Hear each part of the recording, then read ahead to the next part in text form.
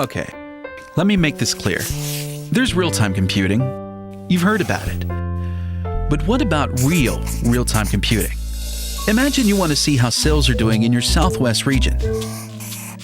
But I don't mean sales as of last week, or even as of last night.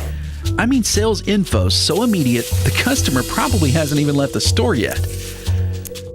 Or say you want to compare the sales of red widgets versus blue widgets during that same time frame, and break it down by store.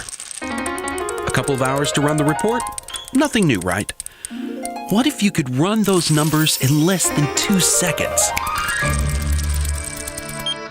How radical is that? And what if you could do it for every product in every store for any time period? How radical would that be for your business? It's possible with something called in-memory analytics.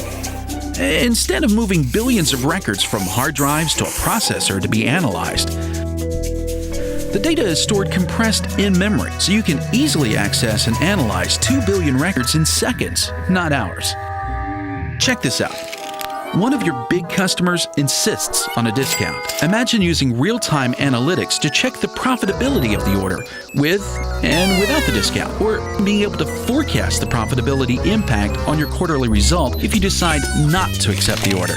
Now imagine approving that discount in seconds while you're talking to the guy. What's more, you don't need to be in the office. You could do it on your iPhone, from the customer's office, or on the beach.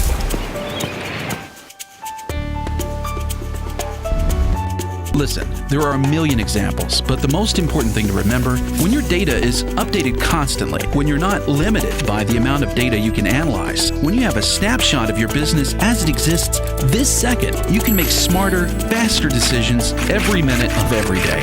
That's real-time computing, and it's really here.